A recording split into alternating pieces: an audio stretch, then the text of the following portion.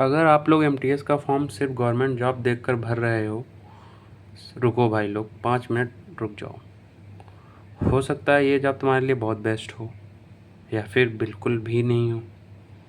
इस वीडियो के बाद तुम खुद डिसाइड कर पाओगे कि तुम्हें क्या करना है, तो इस वीडियो में बने रहिए अंत तक। नमस्कार दोस्तों, मेरी यूट्यूब चैनल ए रेजिलिएंट एस्पिरेंट में आप सभी लोगों का बहुत बहुत स्वागत है। आज हम बात करेंगे एक ऐसे टॉपिक पर जिसके बारे में बहुत कम लोग ऑनेस्टली बात करते हैं, बहुत कम लोग। ये चीज़ बहुत ध्यान दीजिएगा। अब मैं बात करने वाला हूँ कि जैसा कि आप लोग टाइटल में देख ही चुके हैं कि एमटीएस की जॉब किसको करनी चाहिए और किसको नहीं करनी चाहिए। ठीक है, तो मैं सबसे पहले बात करूँगा, क्योंकि ये बात मैं इस मुद्दे पे कह रहा हूँ, मुझे एक प्रैक्टिकल एक्सपीरियंस हो चुका है। ऑलमोस्ट 1 साल हो गया है और ग्राउंड रियलिटी के बेस पर मैं ये सब बातें करूँगा। हवा हवाई बातें नहीं होंगी, ऐसी बातें होंगी जो रियलिटी है।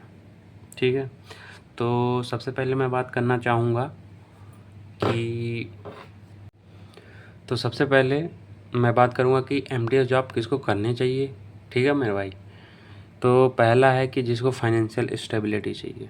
ठीक, ये उस कैटेगरी के बंदे होंगे या स्टूडेंट होंगे जिनको, भाई देखो, या तो आप घर में फैमिली में सबसे बड़े हो, भाई बहन में जो भी, तो आपको ये जॉब की तरफ बिल्कुल जाना चाहिए मेरे हिसाब से। अगर आप एसएससी की तैयारी कर रहे हैं तो एसएससी की तैयारी के टाइम में जैसे देखो, सिलेबस सब सेम होता है, सीजीएल का, सीएचएसएल का, एमटीएस का, सीपीओ का, मतलब कि सबका जो सिलेबस है सब में टॉपिक ऑलमोस्ट सेम होता है। तो जैसे मैंने क्या किया कि मैं मेन फोकस मेरा सीजीएल था, मैं साथ में सारे फॉर्म भरता था, जिसमें होता गया उसमें ज्वाइन करता गया। तो उसी तरह ऐसे बहुत बंदे होंगे जो फैमिली में बड़े होंगे, उनके ऊपर रिस्पॉन्सिबिलिटी होगी और उनको फाइनेंशियल स्टेबिलिटी चाहिए, या ऐसे बंदे जो कहीं प्राइवेट सेक्टर में जॉब कर रहे हों और वो चाहते हों कि यार बहुत परेशानी हो रही है, जो कॉर्पोरेट कल्चर आपको पता ही है कितना गंदा है, तो उसके मद्देनज़र रखते हुए ऐसे बंदे भी क्या नाम है एसएससी एमटीएस को चूज़ कर सकते हैं, क्योंकि फाइनेंशियल स्टेबिलिटी बहुत ज़रूरी है आज के टाइम पे।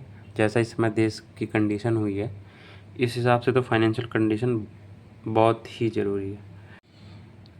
और इस सेगमेंट में अगर मैं बात करूं सेकंड की, जिसको बस कोई गवर्नमेंट सेक्टर में एंट्री लेना है, जैसे मैंने ऐसे भी बहुत बंदे देखे हैं कि बस भाई गवर्नमेंट जॉब का टैग चाहिए, तो ऐसे केस में भाई आप एसएससी एमटीएस का फॉर्म भर दो और आप जीएस और इंग्लिश पे आपकी ठीक ठाक कमांड होनी चाहिए, आपका सिलेक्शन फिक्स है, तय है बिल्कुल।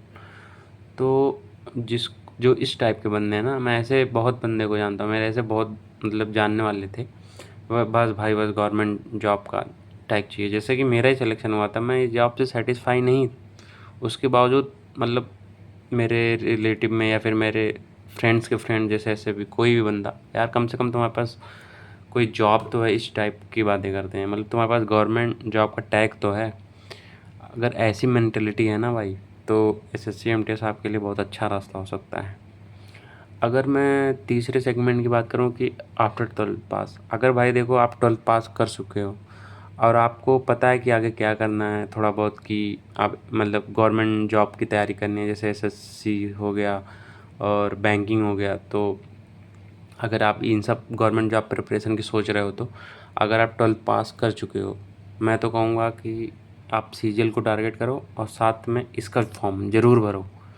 क्योंकि अगर आप प्रिपरेशन के टाइम पे ही, ग्रेजुएशन के टाइम पे ही अगर आपको ये जॉब मिल जाती है, तो आपके लिए एक अलग बूस्टर का काम करेगी।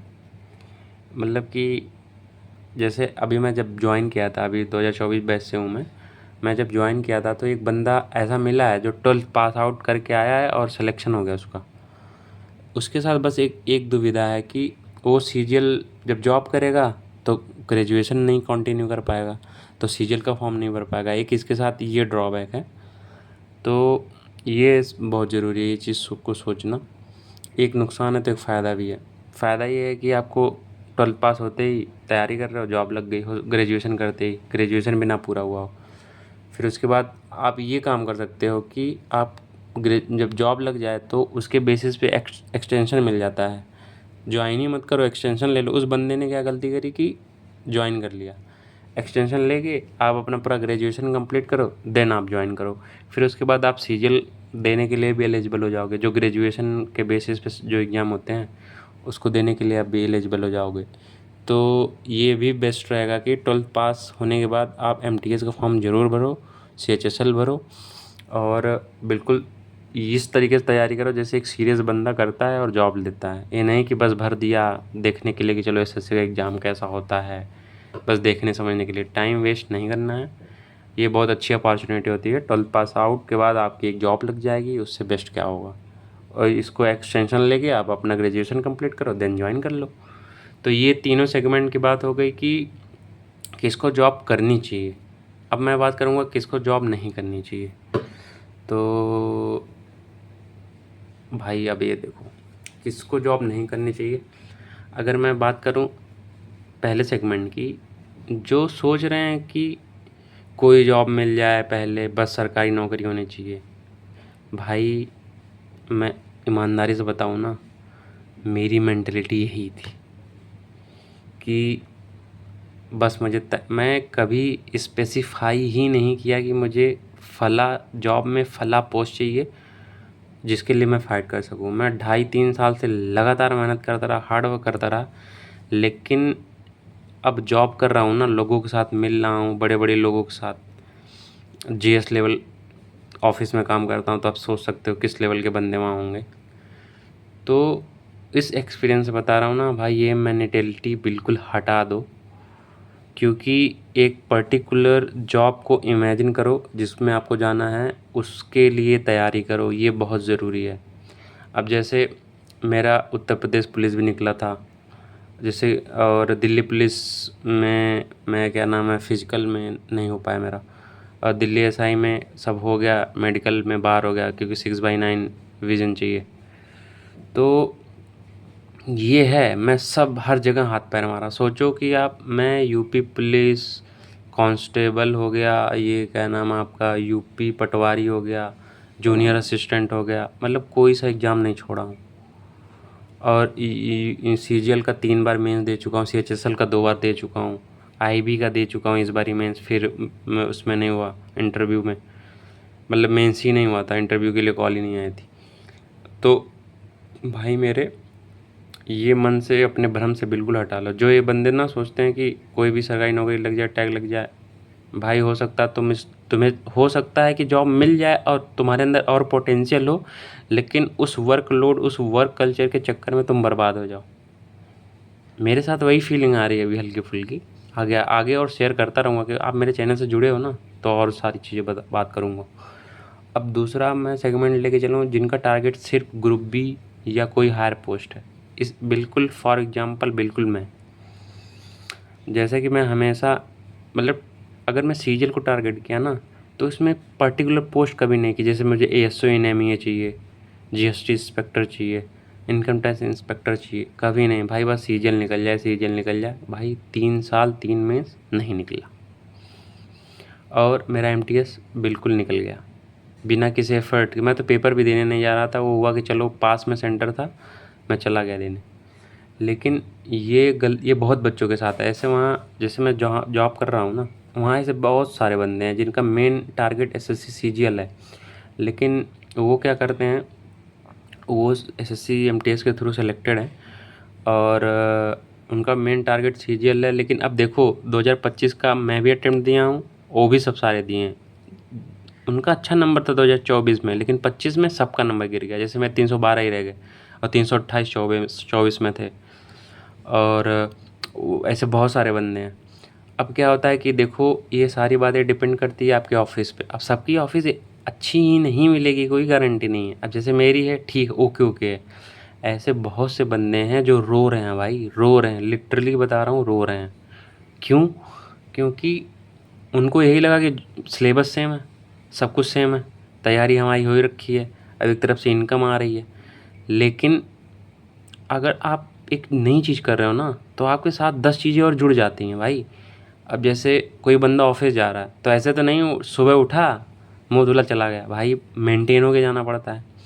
उसके लिए क्या नाम है, आपको आपके जितने सारे कपड़े हैं वो प्रेस होने चाहिए, बिल्कुल वेल मेंटेन होने चाहिए। उसके पीछे टाइम जाता है। फिर देन आपको लंच प्रिपेयर करना पड़ेगा। आप लंच कहाँ करोगे? ऑफिस के आसपास कैंटीन, भाई 150-150 रुपये थाली खाना मिलता है, डेली खाना वो पॉसिबल नहीं है। तो अब बिल्कुल हम लोग बिल्कुल क्या महसूस कर रहे हैं ना, हम लोग की जो इस समय कंडीशन है ये है कि बिल्कुल फंसे हुए हैं। एक तो अब जब जॉब छोड़ने की जब बात आती है, तो साला अंदर से ये लगता है कि भाई कुछ पैसे आ रहे हैं, ठीक ठाक अमाउंट, मतलब अपना खर्चा तो देख ले रहा हूँ ना भाई, इस तरीके के थॉट आते हैं। लेकिन जब बात प्रिपरेशन की आ रही है, भाई पढ़ाई का लेवल इस समय 0 हो चुका है, कोई ग्रोथ नहीं हो रही है। I am to be very honest. जिन जिन बंदों को ये लगता है कि वो छोटी पोस्ट के लिए नहीं बने हैं, उनको बड़ी पोस्ट चाहिए ही चाहिए, उनको अपने ऊपर बिलीव है, वो हार्ड वर्किंग है, भाई एसएससी एमटीएस का फॉर्म मत भरना, मेरी यही अपील है। तुम एक ऐसे डिलेमा में फंस जाओगे ना, जॉब छोड़ नहीं पाओगे, मैक्सिमम 3 महीने का एक्सटेंशन मिलेगा, लीव विदाउट पे मिलेगा नहीं, क्योंकि एटलीस्ट 3 साल नौकरी करनी चाहिए, आपको करनी पड़ेगी। तो एक तरीके से फंस जाओगे मेरे भाई। फिर रिज़ाइन के बाद कोई ऑप्शन नहीं बचता है, और मेंटल फीस की तो ऐसी की तैसी हो जाएगी। तो एक बड़े भाई की यही सलाह है आप लोगों को कि जो बंदे हायर पोस्ट के लिए ट्राई कर रहे हैं, तो भाई पहले उसके लिए जी जान लगाओ। मेरा 3 बार से मेंस नहीं निकला क्योंकि चीज़ें स्पेसिफाई नहीं थी, स्पेसिफिक पोस्ट नहीं डिसाइड थी। That's why I am struggling now. तो ये चीज़ दिमाग में बैठा लो। ये वीडियो ज़्यादा से ज़्यादा बंदों को शेयर करो मेरे भाई लोग, और ज़्यादा से ज़्यादा सब्सक्राइब करो, क्योंकि मैं भी जॉब के साथ प्रिपरेशन है एंड देन वीडियो बनाता हूँ। और साथ में एक ये भी है कि मेरा डीएसएसबी भी क्लियर हुआ है। मेरा 30 तारीख को उसका क्या नाम है, टाइपिंग टेस्ट है। होपफुली कि मैं उसमें भी क्लियर कर लूँ, और उसमें चांस बन रहा है मेरा सिलेक्शन होने का। तो आज की वीडियो बस इतना ही थी मेरे भाई लोग। Thank you so much. Please like and subscribe my channel. धन्यवाद। जय हिंद।